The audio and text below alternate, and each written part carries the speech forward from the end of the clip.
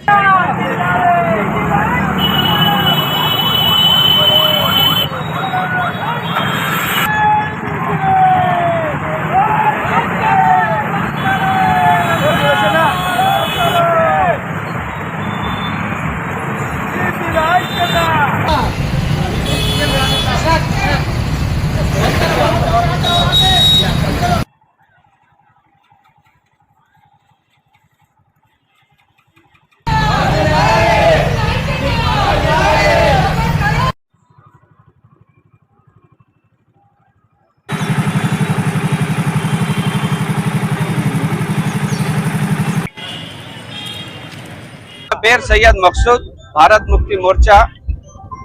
Reservation అంటే పిచ్చం కాదు, ఇది అధికారంలో హక్కు. అధికారం సాధించాలంటే అందరు ఏకమైతేనే అధికారం వస్తుంది. మనము కాంగ్రెస్ కానీ, బీజేపీ కానీ, కమ్యూనిస్ట్ కానీ, ఏ పార్టీ అయినా కానీ బీసీలకు ఓటర్లుగానే వాడుకుంటున్నది. వాళ్ళ హక్కులు వాళ్ళకి ఇయ్యకొచ్చింది. అందుకోసానికే ఈ విషయాలు బీసీ సోదరులు కంపల్సరీ గమనిస్తారు. గమనించిన తర్వాత వాళ్ళు ఏకమై శక్తిగా మారినప్పుడే మన సమస్యలు పూర్తి అయితే నా పరిపూర్ణ నమ్మకం. మైనారిటీ సమాజ్ भी ఈ ఇన్ని ప్రక్రియతో సపోర్ట్ లా ఉన్నది. మేము పరిపూర్ణంగా సపోర్ట్ చేస్తున్నాము. ఎందుకంటే ఎవరికి అన్యాయం జరుగుతున్నదో న్యాయం ఇప్పించడానికి ఎప్పుడైనా మైనారిటీ సమాజం ఎప్పుడు ఎంటబోదు, కంపల్సరీ మీకు సపోర్ట్ చేస్తుంది. అందుకోసానికే ఈ సపోర్ట్ ఇవ్వాలని నేను ఇక్కడ వచ్చాను. అందరితో మనవి చేస్తున్నామంటే మనం ఏకమై అయితేనే హక్కులు సాధించగలుగుతాం. లేకుంటే బిచ్చం అడిగితే బిచ్చమే దొరుకుతుంది, గుంజుకుంటే హక్కులు దొరుకుతాయి. జై భీమ్.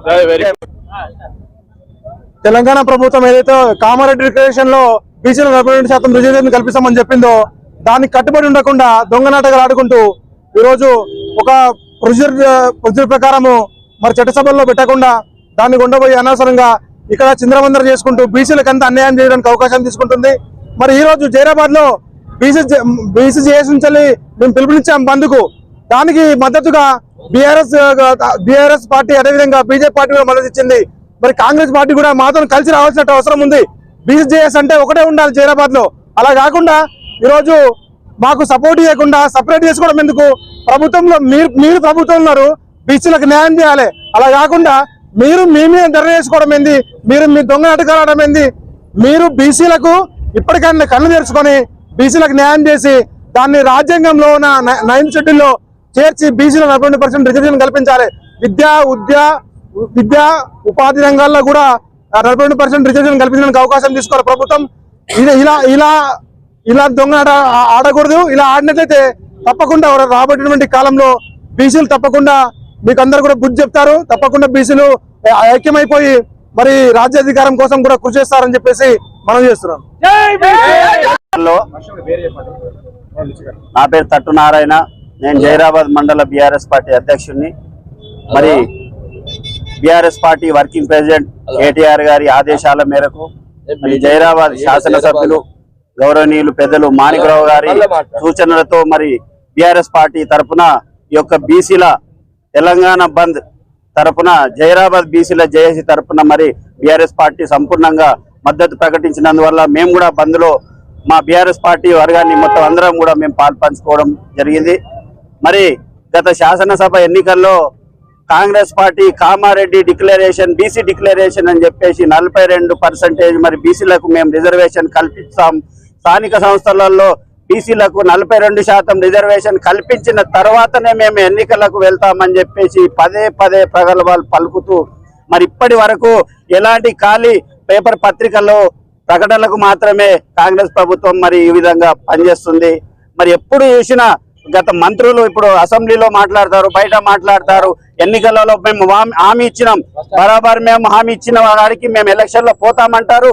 కానీ ఎన్నికల సంఘాన్ని తప్పుదో పట్టించి మరి తెలంగాణ ఉన్నటువంటి యావత్ రాజకీయ నాయకులను ప్రలోభ పెట్టి మరి నోటిఫికేషన్ ఇచ్చి నామినేషన్ల పర్వం కూడా కొనసాగే విధంగా అధికార యంత్రాంగాన్ని తయారు చేసి మరి నాయకులకు అందరికి కూడా ఒక అయోమయానికి గురి చేసిన పరిస్థితి కాంగ్రెస్ ప్రభుత్వానికి.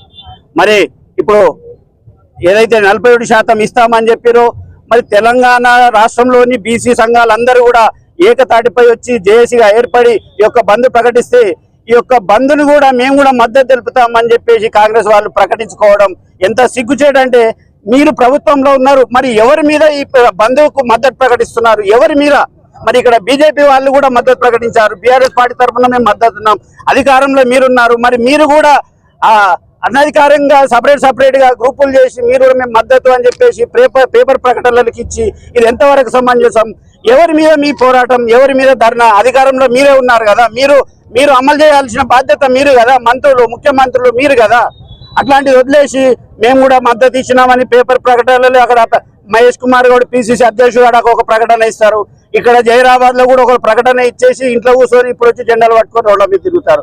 ఎక్కడ బీసీ నాయకులు అందులో కూడా ఉన్నారు కదా కాంగ్రెస్ పార్టీలో, మరి బీసీ నాయకులు అందరికి కలిసి మరి పోరాడితే మరి శాసనసభ ఎన్నికల్లో ఖాళీ బీసీల ఓట్లు బీసీలు వేసుకున్నా కూడా బీసీ ముఖ్యమంత్రి అవుతారు కదా. మరి ఈ విధంగా ఈ బంద్కు సహకరించిన అన్ని కుల సంఘాలకు, మరి బీసీ నాయకులకు, ఈ జేఏసీ నాయకులకు, మాతో పాటు వచ్చిన కార్యకర్తలకు అందరికీ కూడా పేరు పేరున నమస్కారం తెలియజేస్తూ జై బీసీ.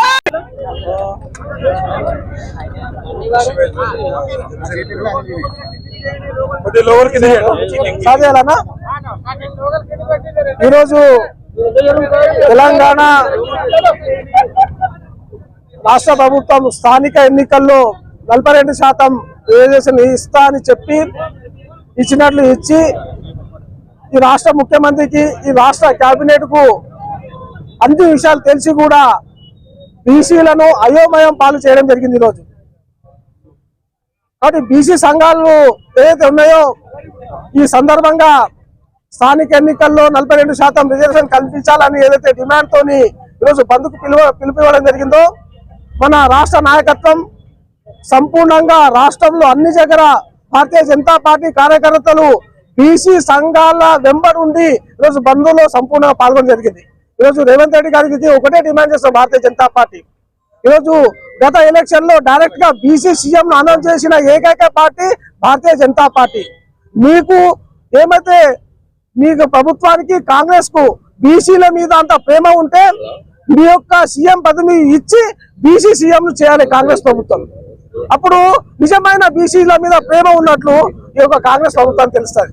అన్ని విషయాలు తెలుసు వరకు, ఎందుకంటే కోర్టులో నిలబడది. అన్ని కేసు వేసిన వ్యక్తులు ఎవరు ఈరోజు అందరికీ తెలుసా? కేసు వేసిన వ్యక్తులు ఎవరు అని కాంగ్రెస్ కు తొత్తుగా ఉన్నటువంటి వ్యక్తులు కేసు ఇవ్వడం జరిగింది. కానీ ఏదైతే బీసీలను మభ్యపెడుతూ బీసీల యొక్క ఓట్ల కోసము ఏదో మభ్యపెడుతూ అయోమయ పాలు చేస్తూ బీసీల అట్టహాసంగా ఈరోజు నవ్వుల పాలు చేసింది ఎవరు? కారణం అంటే కాంగ్రెస్ ప్రభుత్వం. కాబట్టి భారతీయ జనతా పార్టీ డిమాండ్ చేస్తున్నది, ఎంబడే 42% రిజర్వేషన్ ను మీరు ఏ రకంగా అమలు చేస్తారో ఆ రకంగా అమలు చేయండి. భారతీయ జనతా పార్టీ సంపూర్ణంగా మద్దతు ఇస్తారని భారతీయ జనతా పార్టీ చెప్పడం జరుగుతుంది.